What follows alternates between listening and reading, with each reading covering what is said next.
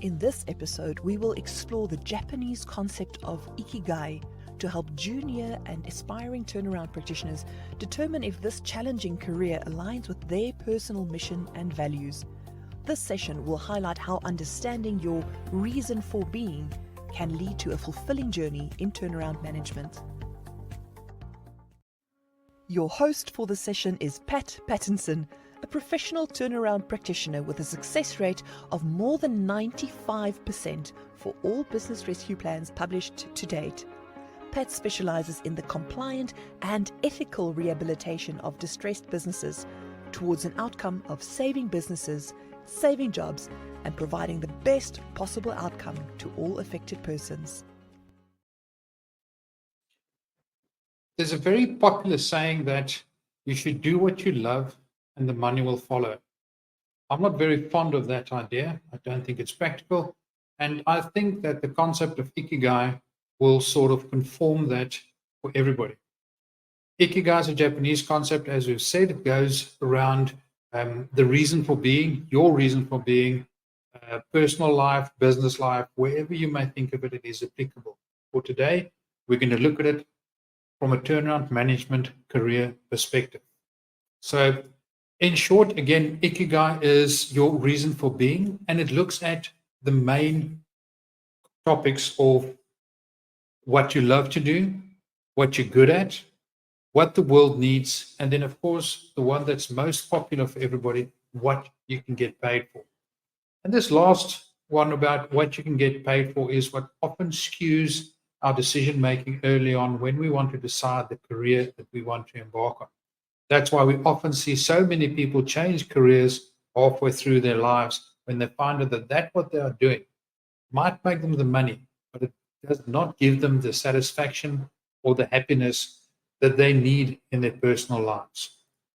So the best way to possibly talk about this is to tell you a little story, true story about myself and a client that I had not so long ago. It was a fairly challenging business rescue process. We've just filed for substantial implementation and we were waiting for confirmation that the business rescue process was finished.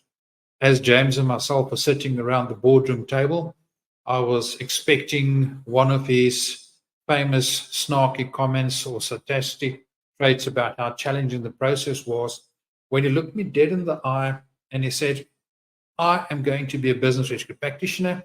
I believe I can be good at it. I've learned a lot through this process." Now, having dealt with James for a couple of months, I came to the realization that challenging him on this and arguing with him is going to be completely and utterly pointless.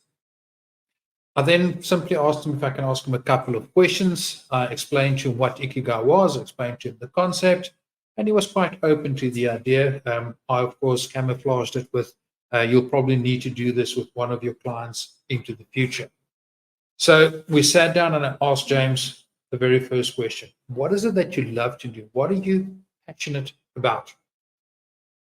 James thought for a moment and he explained to me that he wasn't really passionate about the process that he's gone through, but that the outcome was great. It made him feel good. It made him feel rewarding, and that he was really passionate about the outcomes that can be achieved by turnaround management and that of business rescue.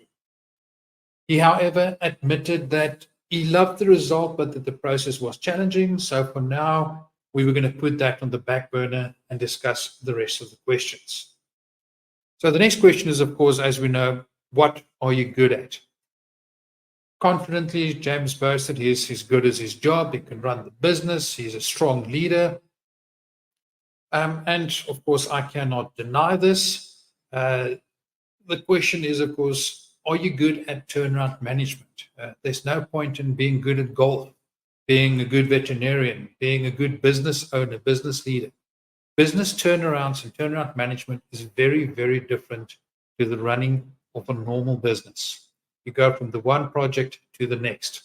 And the question was then simple to James, as I reminded him that the aspects of law, accounting, business acumen, human resources, the things that I needed not just educate him on during this process, but where he was so firmly against what I was telling him, that we had to reduce by searching the act and different case studies and case laws and having to speak to other people to confirm what exactly was happening and why his idea of running a business was based on legacy, based on what's worked in the past, but not necessarily always right in law, right in accounting. And James admitted that he's learned a lot, but that he was now aware of these pitfalls. Unfortunately, I needed to remind James that these were only the pitfalls in his business, and that other businesses, other industries, other professions will have a whole array of different challenges, challenges that we have not even touched on in his business. Closing argument from James's side was that he could educate himself, he could go to courses. It's not something that cannot be taught, and he is pretty confident that given the time, he will be proficient in all of these aspects. Again, not really something we can argue about. Next question, of course, is what does the world need? What is the vocation that is really there? The world needs turnaround managers, no doubt about that. Especially in this current economical climate, a good business turnaround manager is vital. There are very few businesses that can say that they've been around for many years and that they have never faced any form of challenging situation where a turnaround manager could not have added value. However, it is not as simple as just saying the world needs turnaround managers. We need to consider James's skills, the level of where James is at that point in time, the knowledge and experience that he's got in the industries that he's working with. Does the world need a turnaround manager with his experience, his qualifications, his background? Is that something that the world needs? James admitted that not at this point in time. He would need to educate himself a little bit and look at it again into the future. Which made the next question even more important for all of us.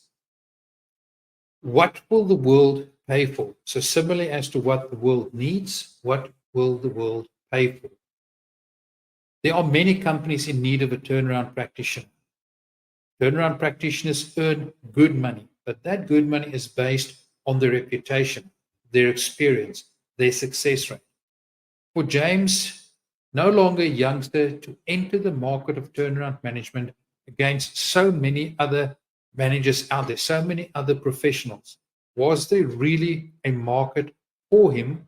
And if that market is there, what would the clients and creditors and everybody else be willing to pay him for his level of service, for his level of experience? And more importantly, I reminded James that when I started with his project, I waited several months before he could start making payments. So yes, the world would be willing to pay for it, but it goes beyond that. Is he in a position to wait for that payments as I had to wait for his? Is he in a position to sometimes not get paid at all for a project that did not perhaps go the way that everybody has hoped for? Is he in a position to not rely on a monthly salary as he is currently doing? This is where James sat back. He looked me dead in the eyes, and his honest response, almost verbatim, was, "Sorry, not interested. I'm not going to be a practitioner. You keep your job." Almost as if I have asked him to become a turnaround manager with me. The point we're trying to make is not everybody is suited to becoming turnaround managers. It is a difficult career. It is a challenging career. It has to have its benefits, but at the same time, it's got a lot of challenges that a lot of people are not necessarily aware of. So as we're sitting here today, I've told you the story about James, but what about you? What about those of you considering becoming turnaround managers, becoming business rescue practitioners? And there are other professions in the turnaround sphere as well, where you could ask yourself these questions. What do you love? What is your passion? What are you passionate about? Now, if I may digress just a little bit, what does passion mean? It's not office romance. It's not how you feel about your wife, your girlfriend, your better half, whatever the case may be. The true meaning of passion is a willingness to suffer. So if you are passionate about a career in turnaround management, you must be willing to suffer for that career. And it's not something where you're going to go to 4-year college. That is the suffering, and then you have a career going forward. No, CPD points is going to be there every year. But more challenging than that are the people you're going to work with. The very people that ask for your help are going to be the one that fights with you throughout this process. Those business owners, those directors, those shareholders who are so familiar with what they've done, so intertwined, so set in their ways, are going to challenge you every step of the way. Even then, when you are successful, there's very seldom any form of gratitude or thank you. The reward, on the other hand, are way beyond just a simple thank you. When you get to save a business where there are hundreds of staff members, hundreds of breadwinners, hundreds of fathers and mothers that provide for their children, that's far better than a simple thank you from a director.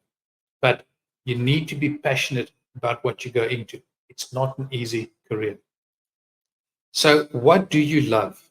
Okay. What are you passionate about, as we have just discussed? Passionate about helping businesses, passionate about saving jobs, passionate about saving industries and careers, saving lives if you want to go that dramatical. But at the end of the day, it's also about problem solving, complex problems. It's about knowing the laws. It's about knowing HR.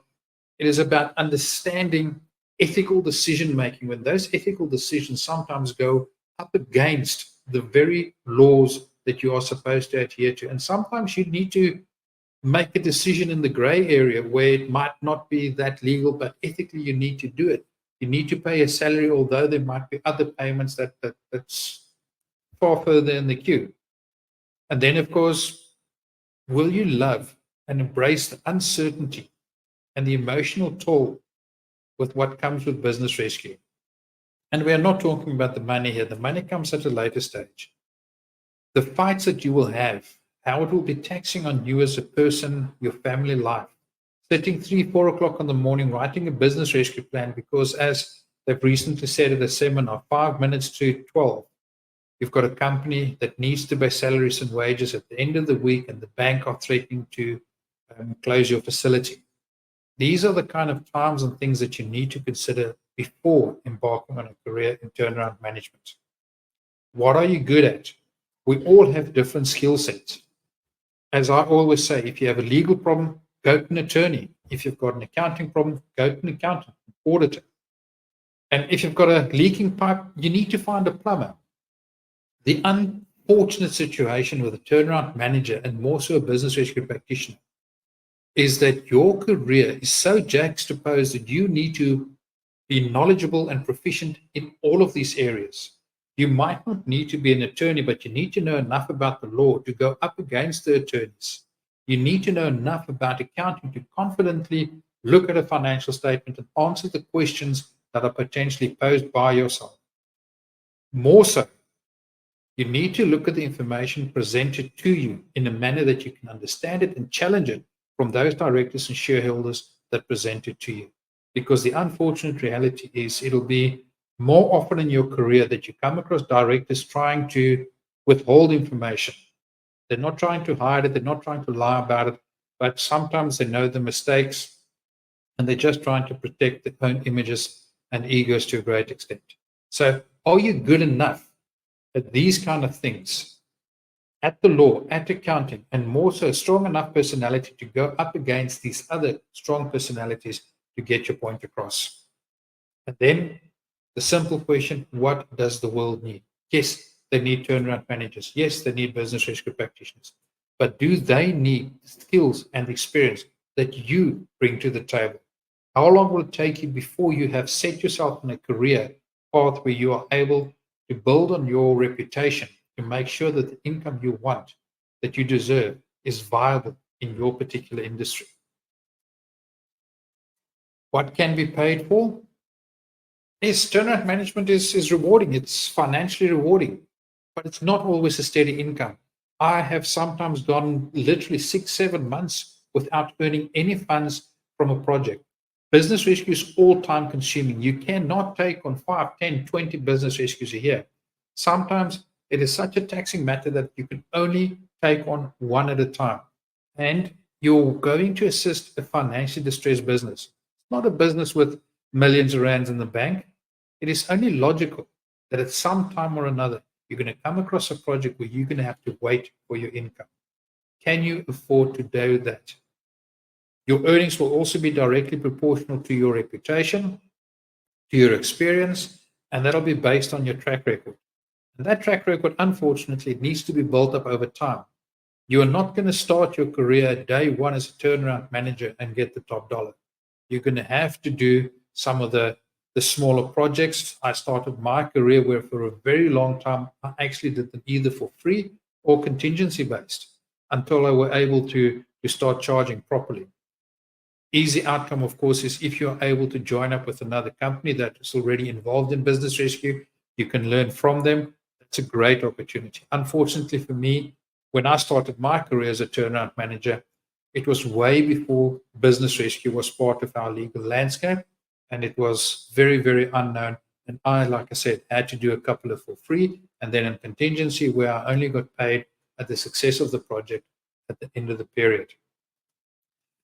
So, ladies and gentlemen, you need to ask yourself, is this the career for you? Do you have the knowledge? Do you have the skills? Do you have all of that, what is necessary to make this career for you?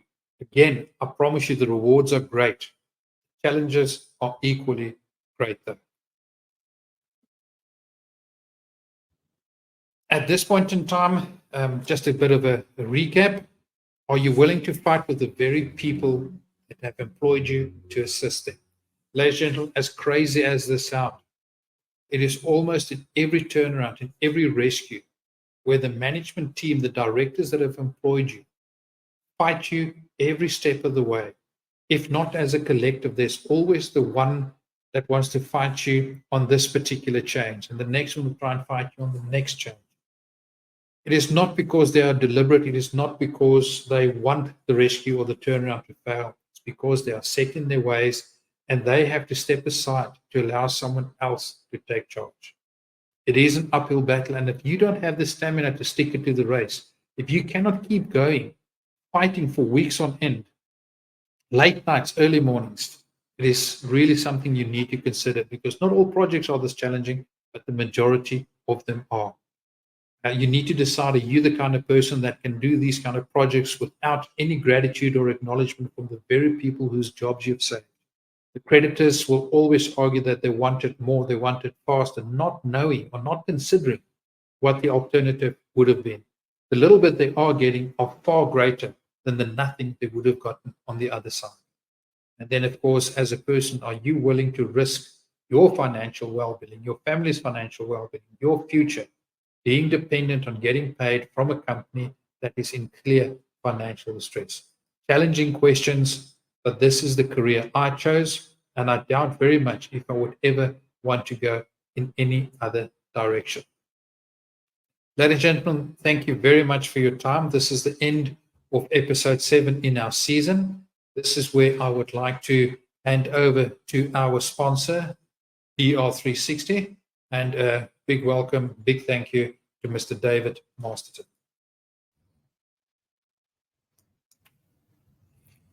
Hi, I'm David Masterton, Director of BR360. BR360 is a company that specializes in business rescue. That is why we wanted to team up with Pat and sponsor these episodes. These episodes provide insights not often spoken about. We look forward to future episodes and engaging with you, the viewer. Hope you all enjoy Pat's insights and find it useful. Please feel free to contact us. Thanks so much for joining us.